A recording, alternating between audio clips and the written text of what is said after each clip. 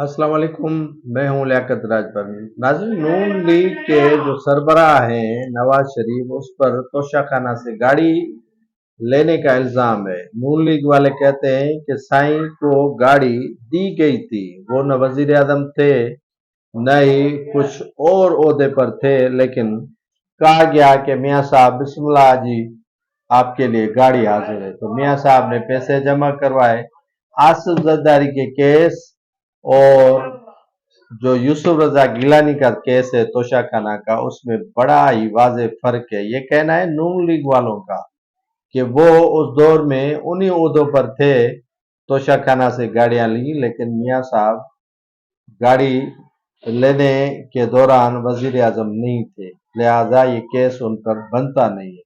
अजीब मंतिक है, अजीब तुक है कि एक चीज आप लो और उसके आप मुजरिम नहीं हो।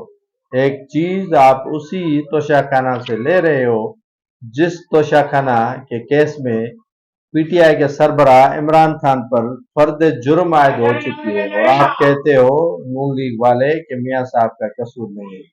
कसूर तो ये कह लें कि जरदारी का भी नहीं है, कसूर तो यूसुफ रजा गिलानी का भी नहीं है, कसूर तो मुशर्रफ का भी नहीं था, कसूर तो शौकत जो साबिक वजीर आजम है उनका भी नहीं था, कसूर तो इमरान खान का भी नहीं है जिसने जो है वो तोशाखाना से ताइफ लिए। तो कसूर फिर किसका है? फिर ये पेंडोरा बॉक्स खुला क्यों है? फिर इस पे वावेला और मातम क्यों है? फिर इस पर जो है वो दहाइयां क्यों दे रहे हैं कि हाँ, इस मामले के मुर्तकिब या कसूरवार इमरान खान, जरदारी, यूसुफ रजा गिलानी या कोई और है, आपका नवाज शरीफ नहीं है। तो ये दोहरा मयार हरगिज नहीं चलेगा।